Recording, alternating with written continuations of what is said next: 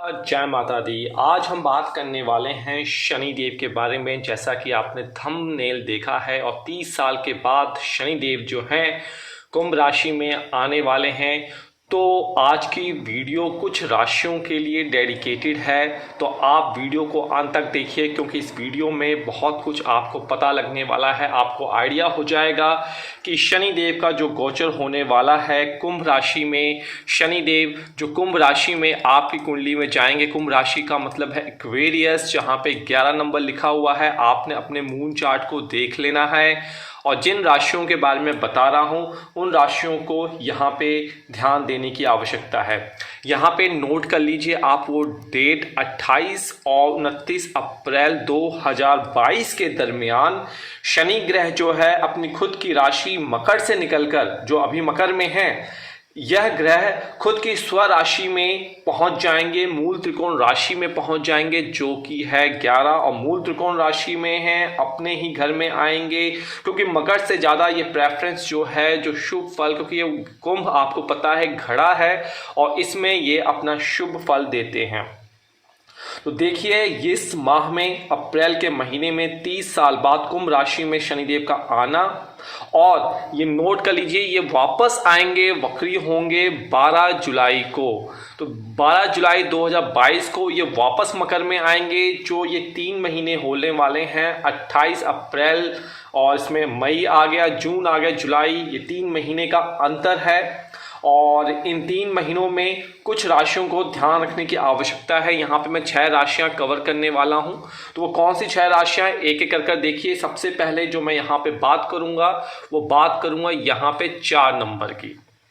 तो जिन लोगों के लग्न में या मूल राशि में 4 नंबर लिखा हुआ है, तो इन लोगों की कुंडली में आपने काउंट करना है 11 नंबर कहाँ आएगा। 4, 5, 6, 7, 8, 9, 10, 11।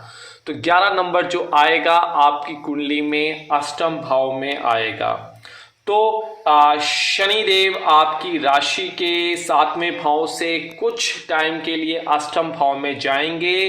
तो इस अवधि के दौरान दाम्पत्य जीवन में थोड़ी सी उथल पुथल हो सकती है, क्योंकि अष्टम भाव आपके स्पाउस का मांगल्य भाव हो सकता है। तो यहाँ पे थोड़ा सा नुकसान झेलना पड़ सकता है, लेकिन आप इन चीज़ों में सफलता प्राप्त कर सकते हुए नज़र आ रहे हैं। उलझनों को सुलझा लेंगे। आपको यही सलाह दूंगा इस वक्त 3 महीने के लिए वाद विवाद, कोर्ट कचहरी के मामले में, किसी को पैसे देने के लिए किसी पर विश्वास करने से पहले कई बार आप सोचें और आगे बढ़ें। चलिए अब बात करते हैं यहाँ पे। अगर आपकी कुंडली पे 5 नंबर लिखा हुआ है, लग्न में तो आपको दिख रहा है, तो शनि का गोचर आपकी राशि के 7वें भाव में यहाँ पे होने वाला है। शनिदेव यहाँ से उठकर आपके षष्ठ भाव से उठकर आपके सप्तम भाव में जाएंगे। तो आपका कोर्ट कचहरी का मामला जो अभी तक कहीं फंसा हुआ है, चाहे वो डिवोर्स से रिलेटेड हो या फिर लीगल कार्रवाई से हो, पुलिस केस जैसी हो, या फिर शत्रुओं का अभी तक आपको घेर के रखा हुआ था, उस पर विजय प्राप्त कर लेंगे। इन 3 महीनों में आपकी सेहत में सुधार बनता हुआ नजर आ रहा है। सप्तम भाव में शनिदेव आएंगे, पार्टनर के घर में आएंगे। पार्टनर जो है बहुत ज़्यादा केयरिंग यहाँ पे होगा। खासकर आपको ध्यान देने की आवश्यकता है जो लोग बिजनेस कर रहे हैं, बिजनेस पार्टनरशिप से मतभेद हो सकती है। तो मैं यहाँ पे ये भी कहूँगा कि आपका जो पार्टनर है वो यहाँ पर कुछ फ्रस्ट्रेटेड दिख सकता है, गुस्सा फ्रस्ट्रेशन बढ़ सकता है, लेकिन प्यार से बातों को सुलझाया जा सकता है। तो जीवन साथी से छोटी छोटी बातों पर विवाद हो सकता है, लेकिन आप उसमें बच सकते हैं। शनिदेव का मंत्र का ध्यान कीजिए, शनिदेव का स्तोत्रम कीजिए। अगर ये आपको स्तोत्रम नहीं मिल रहा है, हमारी ऐप से देख सकते हैं, चालीसा देख सकते हैं, वहाँ से नियमित पाठ आपको करना ही करना है। सिंह राशि और ये यहाँ पे कर्क राशि के जातकों को। आइए अब बात करते हैं आपकी कुंडली में। हम अगर आपका जो लग्न है और जो राशि है वो कन्या हो, तो इस पे क्या प्रभाव पड़ने वाला है, ये तीसरी राशि की बात मैं कर रहा हूं। तो देखिए 11 नंबर कहाँ लिखा हुआ है, षष्ठ भाव में। अभी तक शनि महाराज पंचम भाव में थे, अब लव, रोमांस, इन्वेस्टमेंट और संतान के घर का भाव छोड़ के आ सकेंगे तो छठे भाव में। तो छठे भाव में आने से थोड़ा सा आपका लव रोमांस जो अटका हुआ है उसमें सुधार मिलेगा। अगर आप बच्चे की प्लानिंग कर रहे हैं, बेबी की प्लानिंग कर रहे हैं, तो उसमें भी आपको यहाँ पे सफलता मिलती हुई नजर आ रही है।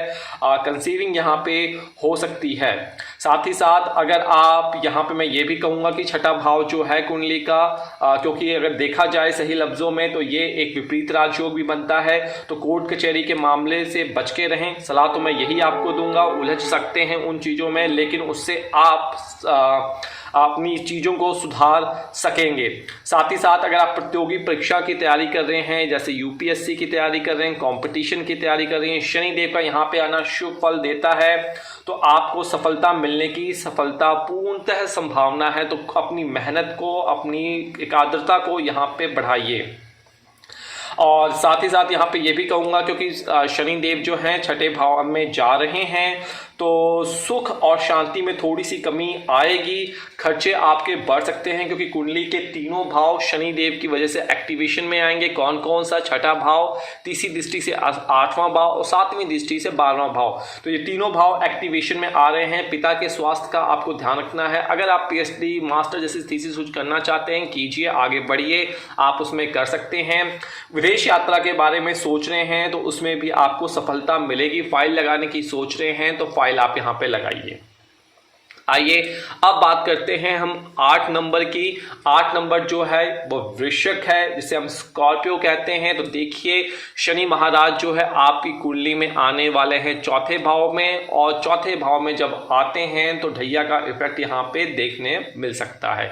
यही रीजन है कि जो 6 राशियां कैलकुलेशन की है, कहीं ना कहीं शनि ऐसे घरों में है जो कि प्रॉब्लम्स देते हैं, लेकिन उस प्रॉब्लम से डरने की आवश्यकता नहीं है। अपने कर्मों को आपको करते रहना है। तो शनि महाराज आपकी कुंडली से इन 3 महीनों में आएंगे, तो ढैया का इफेक्ट आपके ऊपर लग जाएगा। तो ये 3 महीनों में आपको ध्यान रखना है, जिन चीज़ों से आपको हानि हो रही है, जिन चीज़ों से, जैसे कि ये चौथे भाव में जा रहे हैं तो शनिदेव की जो दृष्टि पड़ेगी आपकी कुंडली के दसम कैरियर वाले भाव में पड़ेगी, छठे भाव में यहाँ पे पड़ेगी, 8वीं 9वीं दृष्टि सीधे सीधे आपके लग्न में ही पड़ेगी। तो यहाँ पे बात किया जाए तो सुख सुविधाओं में थोड़ी सी कमी यहाँ पे दिखेगी। परिवार के सदस्यों से मतभेद हो सकता है। पिताजी के साथ, माताजी के साथ संबंध थोड़े से खराब हो सकते हैं। आपको अगर आप कुछ स्विचिंग करने की सोच रहे हैं तो ठहरिए, अभी स्विच करने की मत सोचिए, क्योंकि आपको कठिन परिश्रम करना पड़ सकता है नई जॉब में, नई चीज़ों पर जाएंगे तो मैं ये यहाँ पे यही कहूँगा कि अनावश्यक चीज़ों से अधिक खर्च आपके हो सकते हैं, तो उसको आपको कंट्रोल करना होना सीखना होगा। तो शनिवार के लिए आपको, शनिवार के दिन आप दीप छायादान पीपल के पेड़ पे अवश्य कीजिए। यहाँ पे वृश्चिक राशियों वालों को मैं ये संदेश देना चाहूँगा। आइए अब बात करते हैं हम 11 नंबर, जो कि स्वतः की राशि में है। तो शनि देव 7.5 के फेज में होंगे। 7.5 एकदम पीक पे होगी, क्योंकि 12वें भाव से शनि देव आएंगे आपकी कुंडली के लग्न में, और लग्न में आकर सप्तम दृष्टि डालते हुए नजर आ रहे हैं आपके सप्तम भाव पे, और तीसरी दृष्टि पराक्रम भाव पे दिखते हुए नजर आ रहे हैं, और 10वीं दृष्टि आपके कर्म वाले भाव में। तो कर्म में, कैरियर में सफलता प्राप्त करने के लिए आपको पराक्रम बहुत ज्यादा करना पड़ेगा। कम्युनिकेशन स्किल्स को आपको इंक्रीज यहाँ पे करना होगा, क्योंकि अभी आप 7.5 में के पीक में हैं, और ये कुछ 3 महीने का ट्रायल होगा। जब एकदम आपके सिर पर होंगे तो मेंटली प्रेशर आपका यहाँ पे बढ़ता हुआ नजर आ रहा है। परंतु क्योंकि अगर आप देखेंगे तो बृहस्पति देव की गोचर में, जो गोचर की वीडियो आपने देखी होगी, तो 12 नंबर में गोचर कर रहे हैं। तो यहाँ पे शनि से एक घर आगे बृहस्पति देव हैं, तो एक्सटेंशन ऑफ फैमिली में सफलता मिल सकती है। शादी के लिए लड़की ढूंढ रहे हैं या लड़का ढूंढ रहे हैं, कोशिश कीजिए, आपके पराक्रम से वो यहाँ पे मिलते हुए नजर आ रहे हैं। अगर आपके कर्म अच्छे हैं तो शनि आपके लिए फायदेमंद साबित अवश्य होंगे इन 3 महीनों में। आइए आगे बात करते हैं अब हम मीन राशि की, जिनकी कुंडली में 12 नंबर लिखा हुआ मीन राशि में। तो मीन राशि है तो आपका 12 नंबर यहाँ लिखा होगा और कुंडली में 11 नंबर यहाँ लिखा होगा, 12 नंबर यहाँ लिखा होगा और यहाँ पे 11 नंबर लिखा होगा, 10 नंबर यहाँ लिखा होगा। तो शनि महाराज जो हैं आपकी कुंडली से फाइनेंशियल भाव को छोड़कर आपके 12वें भाव में आएंगे। तो देखिए 12वें भाव में जब आएंगे आपकी कुंडली का एक्टिवेशन करेंगे। 12th हाउस जो माता पिता के स्वास्थ्य का भाव है, कहीं ना कहीं हॉस्पिटल का भाव है, खर्चों का भाव है, बढ़ा देंगे। उसके बाद 7वीं दृष्टि 6ठे भाव में पड़ने वाली है। कोर्ट कचहरी न्यायिक मामले हैं, इसमें आपको ध्यान रखने की आवश्यकता है। 7वीं तीसरी दृष्टि जो पड़ेगी आपके एक्सटेंशन ऑफ फैमिली में पड़ेगी, वाणी में पड़ेगी, आपके खर्चों में पड़ेगी। तो जॉब स्विच करने की भी आपको मैं सलाह यहाँ पे नहीं दूंगा। 8वीं 9वीं 10वीं दृष्टि आपके भाग्य भाव में पड़ रही है, तो मैं यही कहूँगा कि आपको अपने गुरुओं का सम्मान करना है। घर में हो सके तो रिचुअल्स, एनलाइटमेंट और पूजा पाठ अवश्य आप कीजिए। तो शनि के जब गोचर होगा ये कुंभ में आपका मकर राशि से, तो आर्थिक घर को छोड़ेंगे तो आर्थिक परेशानियां आपको देखने को मिल सकती है। ओके, आपकी आमदनी डेफिनेटली अच्छी रहेगी, लेकिन खर्चे आपके बढ़ते हुए नजर आएंगे। आपको दुर्घटनाओं से बचकर रहना होगा। गाड़ी व्हीकल जो है वो बहुत सोच समझकर चलाने की मैं सलाह यहाँ पे दूंगा।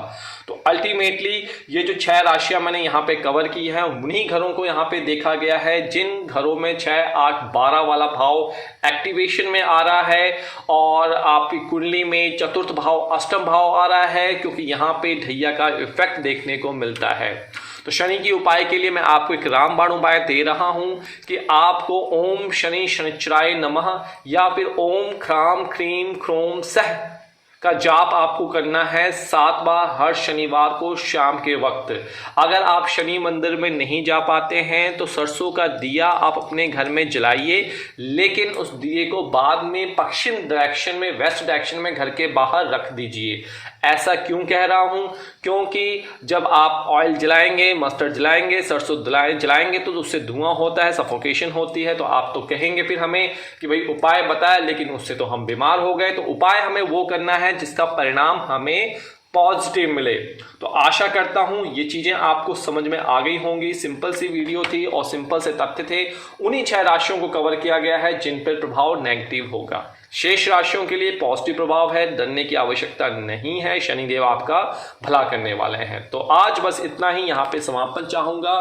नमस्कार और जय माता दी।